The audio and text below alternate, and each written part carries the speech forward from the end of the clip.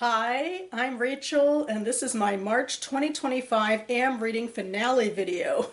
I feel like I'm racing through a bunch of end of March and end of quarter stuff and trying to get to new quarter, new month stuff. I am a latecomer, which kind of makes sense in this video in some ways. And in that vein, I have not made it to the cherry blossoms this year, even though peak bloom was already like at least a week ago by now in DC. I just didn't have as much time and interest, I think, in battling the crowds near the tidal basin. And it can be difficult to find other places that are so popular to see the cherry blossoms. But anyway, I did actually find some cherry blossoms and other flowering trees. The other day I was taking a walk from one of the DC Public Library branches to the Library of Congress, and we were definitely in late stage bloom in those shots, but I figured that would still be something fun to share here as a welcome into spring.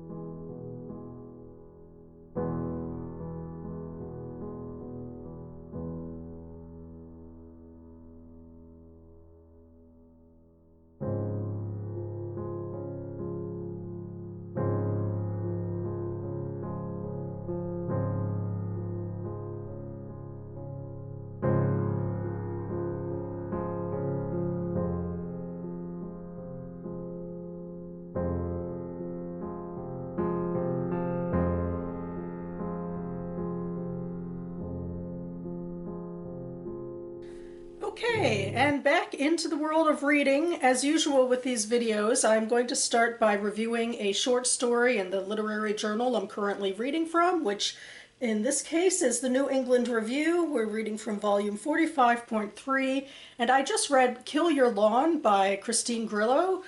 And this was a good story. I liked this one. This one followed a 50-something-year-old woman named Rose who recently went through a bad breakup, and she goes to visit her friend Claire. Claire is a white woman, but very involved, I think, in indigenous medicine and culture in Texas, and she's also trying to help save plants and other flora and fauna in danger because of environmental issues, and she's often in the crosshairs with like ICE patrols, patrolling for, illegal migrants, and she's clashing with them ideologically and, legally how she can. She's one of those people who, is strong of conviction and lives like a, sort of an exhausting life is how Rose thinks of it, because, you always have to be on for that sort of life.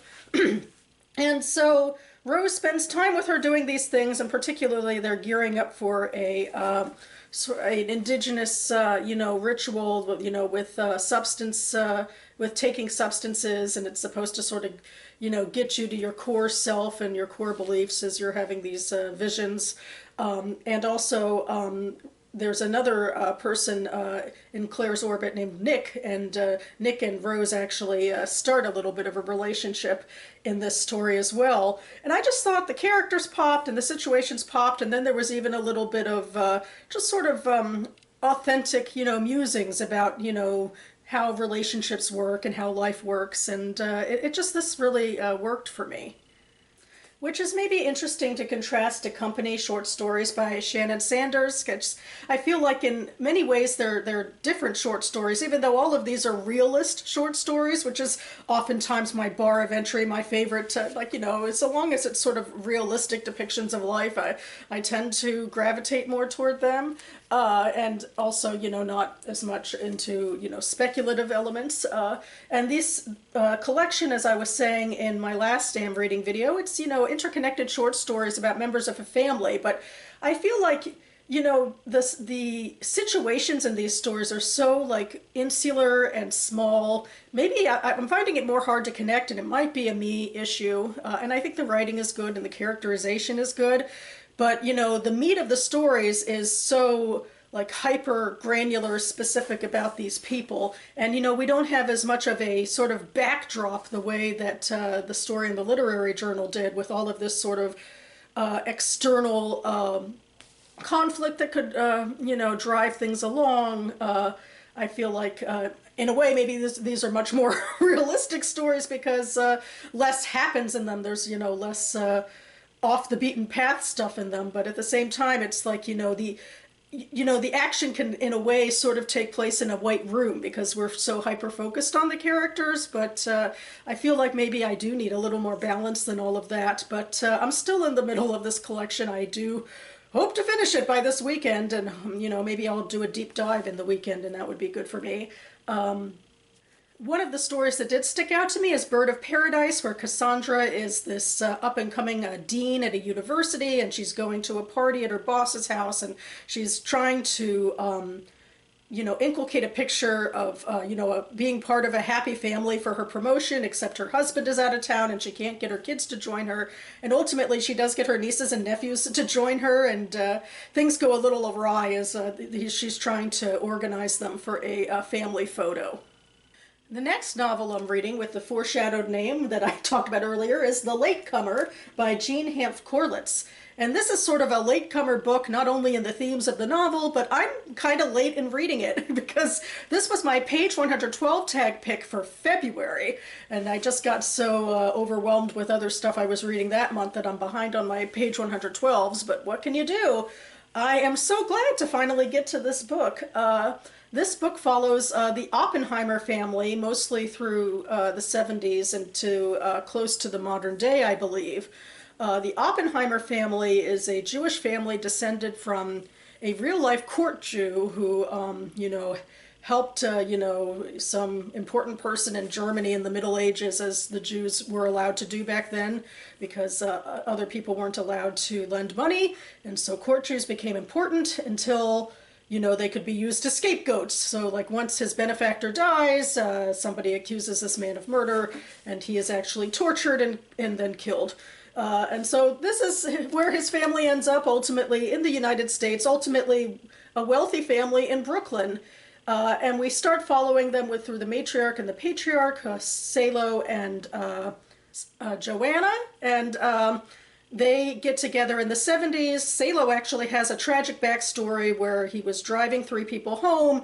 His Jeep flipped like on a rock, and two of his passengers ended up dying. And then Joanna comes into his life, and she's wanting to give him stability, but she also wants a family of her own, and has trouble with conception and fertility, and ultimately, goes through programs and is able to ultimately give birth to three triplets. And we follow those three triplets around and see how their lives are actually, Joanna wants this, picture-perfect family life, but these three siblings, Lewin, Harrison, and Sally, can't actually get along with each other or with, their parents. They're not necessarily causing problems, but they are definitely actively disinterested in each other. And we're getting into the part now where they have gone off to college, and Joanna actually found out about an affair that Salo is having with the one survivor of his accident. And she decides what she needs is that she wants to unfreeze the fourth embryo. The triplets were three, and then there was a fourth. And it's been, in stasis for 20 years. But she wants to unfreeze it and give it to a surrogate and basically have another child. And this is her way of maybe trying to turn the clock back or right some wrongs. And so that's where we are. And I think what's working for me here is, the writing style, which seems to be, if I had to guess, is told from the youngest sibling. I mean, but there's like a third person we aspect to it. And the writing is also very witty, and I think it really helps the characters and the situations pop. So this could be my favorite read of the month, even if I'm reading most of it at the beginning of April. But it's always good to get to a good book no matter when you get to it and to enjoy reading. And the final book I'll talk about here is Tell Me Everything by Elizabeth Strout, which I read for the BookTube Prize Octafinals. Generally speaking, this is a book that takes us back to a well-trod location in Strout's literary lore in Crosby, Maine.